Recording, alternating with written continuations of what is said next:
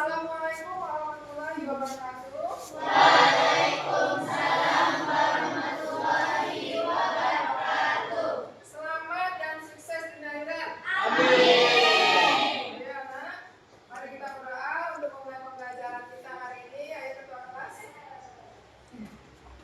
Berdoa mulai. Bismillahirrahmanirrahim. Rabbil zidna ilman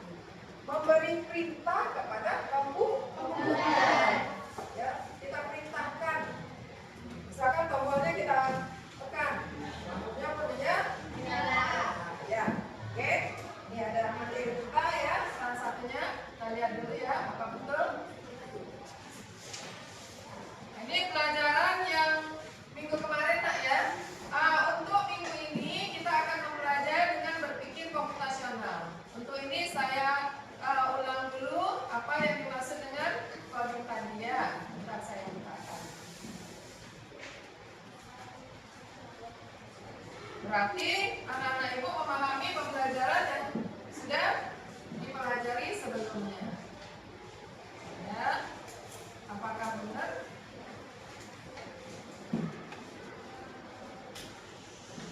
Oke. Bisa dilihat?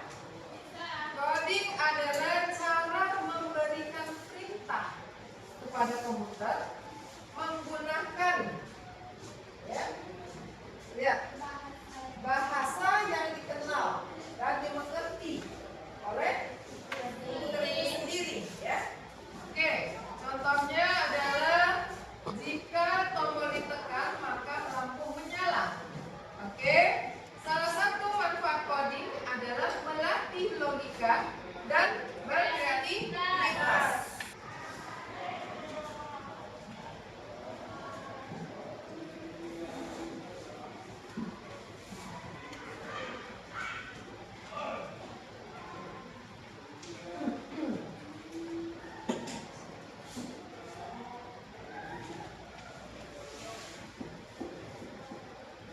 Berpikir komputasional betul. Ini pemahaman teks. Ini tulis. Oke. Itu yang dikatakan dengan coding tadi. Kita ya dalam arti kata mengulang kembali ya minggu semalam yang kita sudah belajar tentang coding. Untuk minggu ini nanti kita belajar tentang berpikir komputasional. Oke. Berikutnya lagi itu ya saya ulang sekejap. Berikutnya lagi ya, ya. Itu tadi KA. Tadi materi kita minggu semalam coding dan kecerdasan artifisial. Oke. Berikutnya, kecerdasan artifisial itu apa? Siapa bisa? Saya ulang sebelum masuk materi baru. Siapa? Ayo. Yang belakang. Kita. Kecerdasan artifisial adalah kecerdasan buatan, yaitu teknologi yang memungkinkan komputer untuk belajar dari data, mengenali pola, dan membuat keputusan secara sendiri. Iya. Berarti di sini adalah kecerdasan artifisial adalah kecerdasan buatan. Nah, di sini berarti kecerdasan artifisial adalah yaitu tadi buatan. Data-data yang Anda kumpulin gimana caranya, ya? Oke, datanya. Berarti nyambung minggu semalam ya.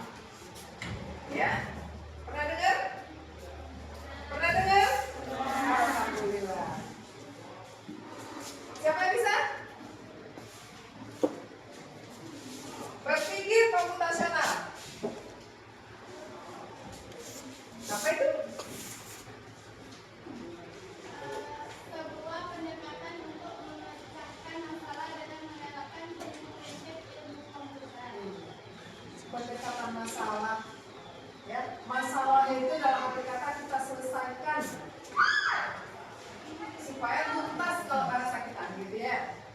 Setiap manusia itu pasti punya masa ya, supaya tuntas. Oh ini, misalkan kalian mau berangkat ke sekolah. Oh, saya nggak punya motor. Gimana caranya saya supaya bisa berangkat ke sekolah? Itu adalah suatu masalah gitu ya. Bisa? Oke. Nah, di sini ada tujuannya. Ya, tujuan daripada suatu pembelajaran kita. Ya. Tujuan pembelajarannya yang pertama adalah menjelaskan berpikir komputasional. Berikutnya adalah mengidentifikasikan langkah-langkah penyelesaian masalah komputasional. Lanjut, mengenal algoritma struktur data dan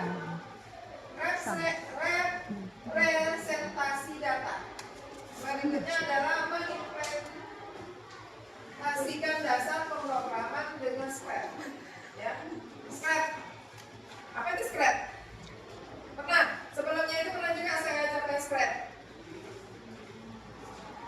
Pernah? Waktu di lab. Apa itu? Belajar pakai apa? Ya. Ya. Apa programnya Pak? Program Scratch itu. Ya kan? Itu tadi.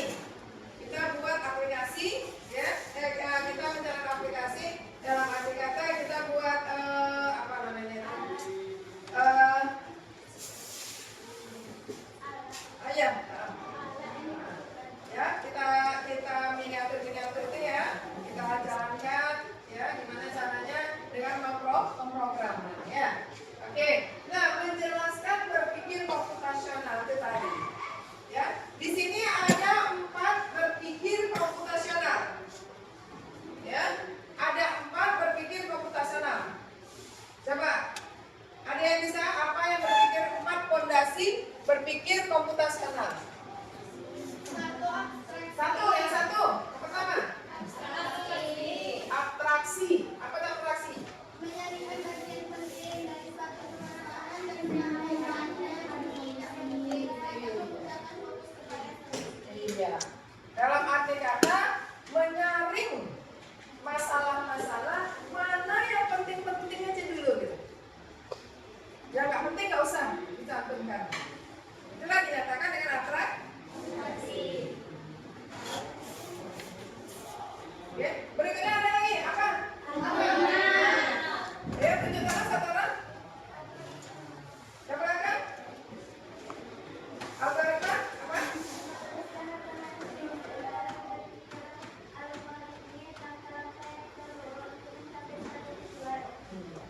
Langkah-langkah, step by step supaya mencapai suatu tuh. Contohnya?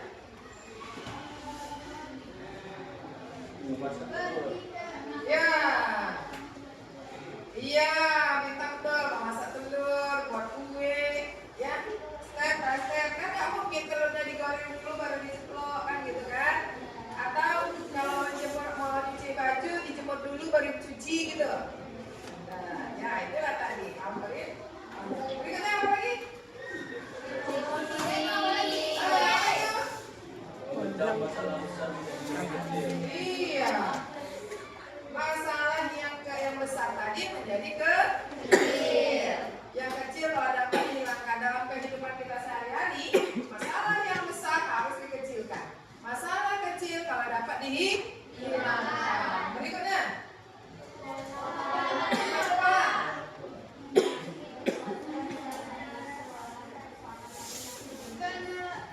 Kayak apa? serta mencontoh proses penyelesaian persoalan ke persoalan lain yang sejenis. Iya. Contoh. Pengenalan wajah. Contoh pengenalan wajah dan jari digunakan dalam Bisa. Oke. Kalau begitu, kalau memang itu berarti kita akan kita tayangkan videonya. Cocok ke apa yang kita bicarakan dengan ada yang ada kita lihat di YouTube ya. Oke.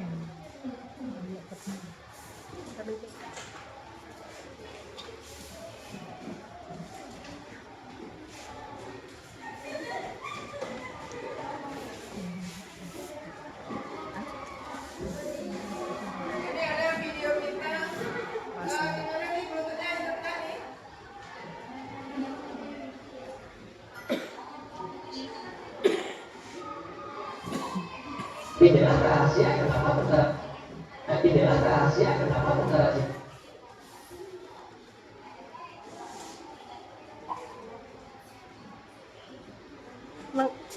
Ulang lagi benar.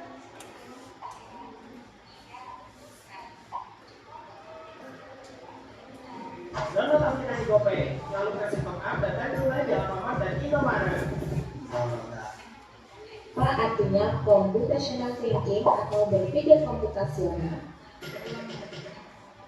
Pengenalan computational thinking. Loh, mana Budan? Hai teman-teman. Pengenalan computational thinking. Mana Budan? Hai teman TC, coba tebak. Dari awal Budan?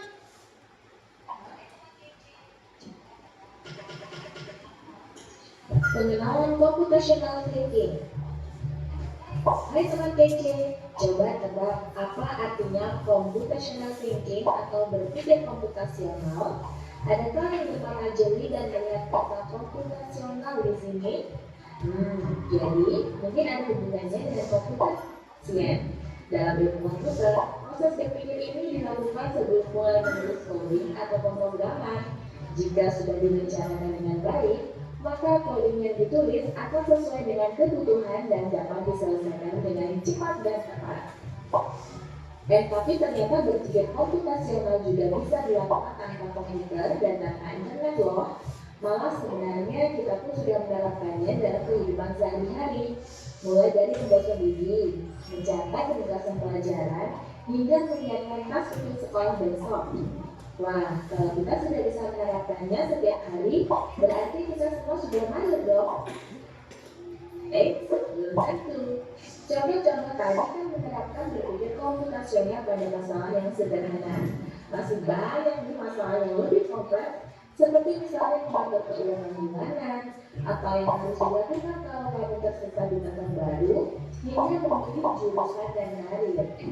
Lalu yang lebih penting lagi, ketika kamu dewasa nanti, kamu akan menghadapi era industri 4 dan bahkan 5. Di sini kamu perlu kecakapan untuk memanfaatkan dunia digital, mulai dari mencari dan memilah informasi yang kamu perlukan, hingga menggunakan informasi itu untuk membuat keputusan. Lalu yang lebih penting lagi, ketika kamu dewasa nanti, kamu akan menghadapi era industri 4 dan bahkan 5. Di sini kamu perlu kecakapan untuk memanfaatkan dunia digital, mulai dari mencari dan memilah informasi yang kamu perlukan, hingga menggunakan informasi itu untuk membuat keputusan penting dalam hidupmu. Menghadapi masalah kompleks kehidupan masa sekarang dan masa depan ini mirip seperti merencanakan coding yang sudah dibahas sebelumnya. Kuncinya adalah memahami masalah dengan tuntas dan mencari cara menyelesaikan yang efektif dan efisien. Nah, kalau begitu, bagaimana agar kita bisa berpikir komputasional? Sekarang kita bahas ya, 4 landasan dari berpikir komputasional. Yang pertama, dekomposisi. Dekomposisi artinya membagi masalah kompleks ke bagian yang lebih kecil agar mudah diselesaikan. Misalnya, kamu ditunjuk jadi ketua keluarga 17-an, maka untuk Nah, kalau begitu, bagaimana agar kita bisa berpikir komputasional? Sekarang kita bahas ya, 4 landasan dari berpikir komputasional.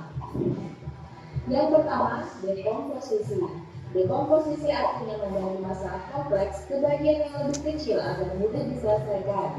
Misalnya, kamu ditunjuk jadi ketua keluarga 17-an, maka untuk memudahkan pelaksanaan, kamu bisa menunjuk panitia bagian acara, konsumsi, publikasi, keamanan, dan lainnya. Yang kedua, pengenalan pola. Artinya mencari kesamaan dan pola di antara bagian-bagian masalah kompleks yang sudah dibaca. Misalnya, kamu tidak melipat dan melipat.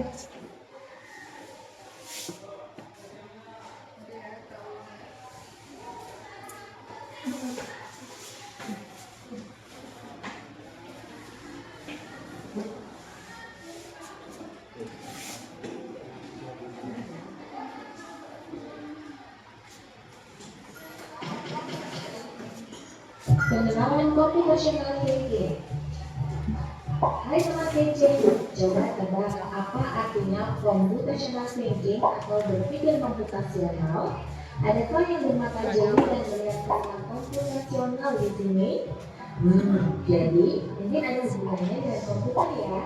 Iya, betul sekali. Jempol buat kamu yang sudah menebak dengan benar. Berpikir komputasional adalah proses berpikir untuk menyelesaikan masalah dengan efektif dan efisien. Dalam ilmu komputer, proses berpikir ini dilakukan sebelum mulai menulis coding atau pemrograman. Jika sudah direncanakan dengan baik, maka coding yang ditulis akan sesuai dengan kebutuhan dan dapat diselesaikan dengan cepat dan tepat. Tapi ternyata berpikir komputasional juga bisa dilakukan tanpa komputer dan tanpa internet loh. Malah sebenarnya kita pun sudah menerapkannya dalam kehidupan sehari-hari, mulai dari menggosok gigi, mencatat ringkasan pelajaran, hingga menyiapkan tas untuk sekolah besok. Wah, kalau kita sudah bisa menerapkannya setiap hari, berarti kita semua sudah mandiri dong. Belum tentu. Contoh-contoh tadi kan menerapkan berpikir komputasional pada masalah yang sederhana. Masih banyak nih masalah yang lebih kompleks, seperti misalnya mengatur keuangan bulanan, apa yang harus dilakukan kalau kamu tersesat di tempat baru, hingga memilih jurusan dan karir. Lalu yang lebih penting lagi, ketika kamu dewasa nanti, kamu akan menghadapi era industri 4 dan bahkan 5. Di sini kamu perlu kecepatan untuk memanfaatkan dunia digital, mulai dari mencari dan memilah informasi yang kamu perlukan, hingga menggunakan informasi itu untuk membuat keputusan penting dalam hidupmu.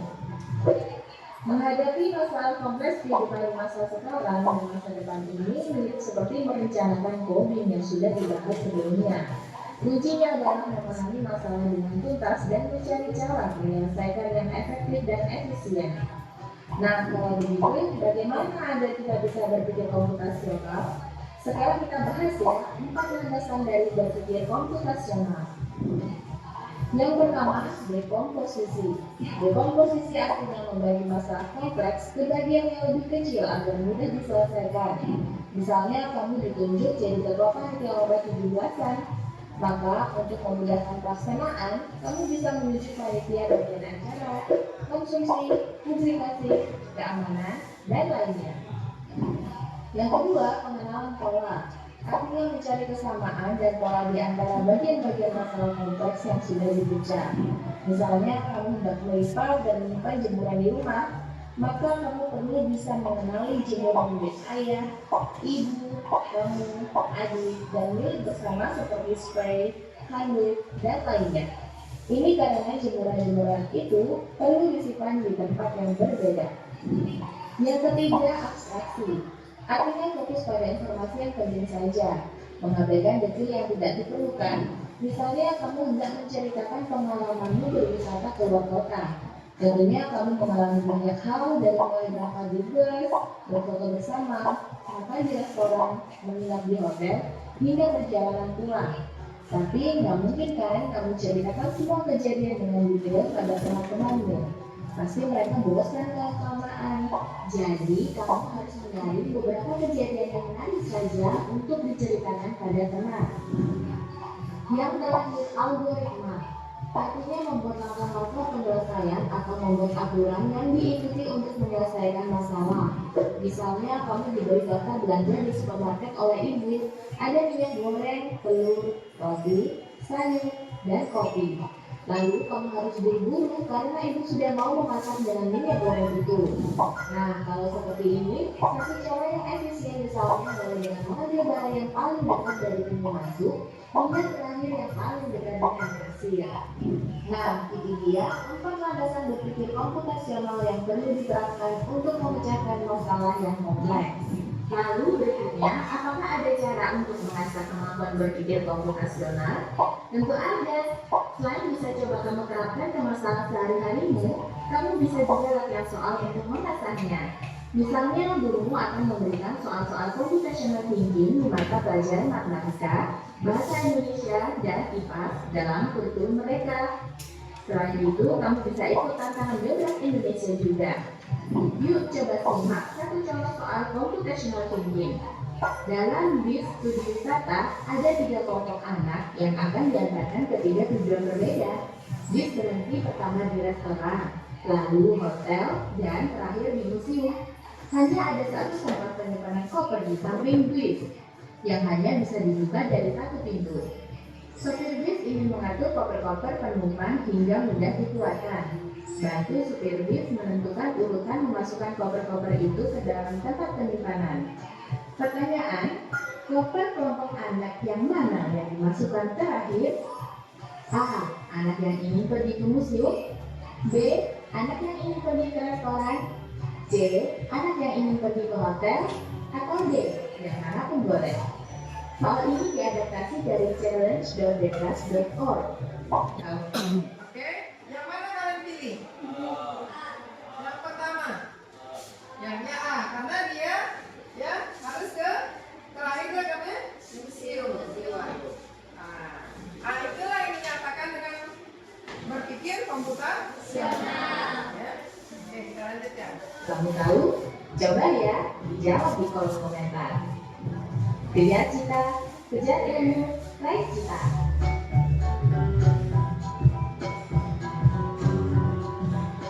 Oke. Nah, dari sini coba semuanya setiap kelompok nanti ya membuat kesimpulan apa yang dimaksud dengan computational thinking. Ayo. Tapi sebelumnya kita istriin dulu ya. Oke? Kita nyanyi dulu ya, Nak ya. Istriin. Tapi harus semangat ya semua.